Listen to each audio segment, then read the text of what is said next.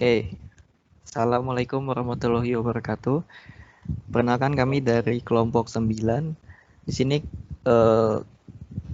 kelompok 9 terdiri atas Satria Purnamaji, kemudian Rifki Satrio Wijanarko, lalu ada Deden Saifullo, dan yang terakhir ada Maruli Tua Sipahutar. Di sini kami akan mempresentasikan hasil diskusi kami tentang membuat resume, yang dimana resume ini didapat dari dua paper yang berjudul impulse switching dan tegangan tinggi impulse.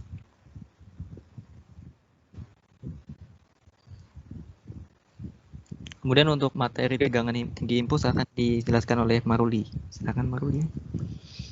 Terima kasih waktunya. Oke, di sini ada tegangan impuls. Secara umum, tegangan impuls itu artinya adalah suatu tegangan yang naik dalam waktu singkat sekali, kemudian disusul dengan penurunan yang relatif lambat menuju 0. Kemudian ada 3 bentuk tegangan impuls yang memungkinkan menerpa sistem tenaga listrik, yaitu tegangan impuls petir yang disebabkan oleh sambaran petir atau biasa disebut dengan lighting. Kemudian ada tegangan impuls hubung buka yang disebabkan oleh adanya operasi hubung buka atau switching operation, dan ada tegangan impuls petir terpotong. Next. Oke, di sini ada terdapat 3 jenis kurva yang menjelaskan mengenai jenis-jenis tegangan impuls. Untuk jenis tegangan impuls petir, kurvanya seperti gambar A. Kemudian untuk hubung buka seperti gambar B. Kemudian untuk hubung gambar impuls yang ketiga, impuls petir, yaitu pada gambar yang C. Parameter yang dipakai yaitu adalah tegangan terhadap waktu.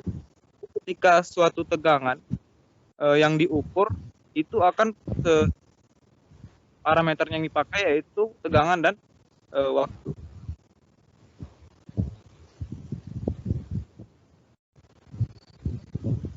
Oke, selanjutnya materi selanjutnya akan dijelaskan oleh Deden Saifullo. Silakan Deden.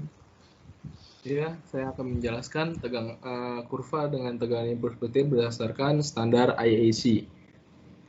Biasanya ini waktu muka dan waktu ekor yang dihasilkan generator impuls itu tidak selalu tepat seperti yang diinginkan ya. Misalkan untuk tegangan impuls petir berdasarkan IAC itu menyimpang waktu muka itu biasanya ditoleransi itu kurang lebih sampai kurang lebih itu 30%. Sedangkan menyimpang waktu ekor yang ditolerin itu adalah kurang lebihnya 20%. Untuk tegangan impuls hubung buka itu penyimpangan waktu muka itu yang ditolerir itu kurang lebih 20%, sedangkan penyimpangan waktu ekor itu yang ditoleransi itu adalah kurang lebihnya 60%. Dengan demikian waktu muka dan waktu ekor berdasarkan standar IAC. Ada pula standar bentuk gelombang impuls petir yang dipakai oleh beberapa negara, yaitu ada Jepang, Jerman, dan Inggris. Amerika. Kalau Jepang itu biasanya sekitar nilai waktu toleransi waktu muka itu dan waktu ekor gelombang itu sekitar 1 kali 40 mikrosecond. Jepang dan Inggris itu sekitar 1 kali 50 mikrosecond. Dan Amerika sekitar 1,5 kali 40 mikrosecond. Dan IAC itu sendiri itu 1,2 kali 50 mikrosecond.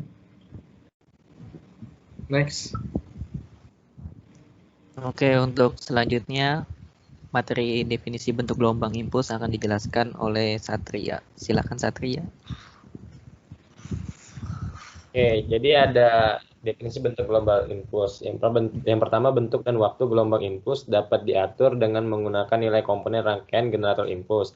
Yang kedua, nilai puncak atau peak value merupakan nilai maksimum gelombang impuls. Yang ketiga, muka gelombang atau wave front didefinisikan sebagai bagian gelombang yang dimulai dari titik 0 sampai titik puncak. Waktu muka adalah waktu yang dimulai dari titik 0 sampai titik puncak gelombang. Ekor gelombang atau wavetail didefinisikan sebagai bagian gelombang yang dimulai dari titik puncak sampai titik gelombang waktu ekor. Waktu ekor adalah waktu yang dimulai dari titik 0 sampai setengah puncak pada ekor gelombang. Oke, next. Oke, di sini ada gambar saklar impuls ya. Nah, saklar impuls itu apa sih sebenarnya? Saklar impuls itu adalah saklar yang bekerja dengan menggunakan prinsip elektromagnetis. Ketika tegangan masuk ke dalam koil, maka akan menggerakkan tuas saklar.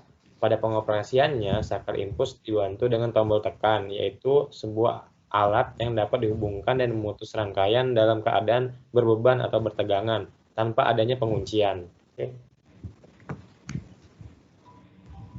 Ya. Saklar impuls diciptakan untuk menyempurnakan saklar silang yang memang dapat menyalakan lampu pada banyak tempat, namun menggunakan banyak kabel dan juga harus membongkar rangkaian apabila ingin menambah jumlah dari pengoperasian saklar.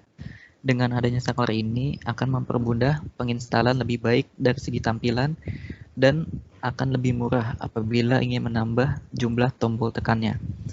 Nah, berikut ini merupakan 3 contoh gambar saklar, simbol saklar ya, saklar impuls. Yang pertama yang di sebelah kiri ini ada simbol saklar impuls pada diagram kerja, kemudian yang di tengah itu ada simbol saklar impuls pada diagram pengawatan, dan yang di sebelah kanan simbol saklar impuls pada diagram lokasi.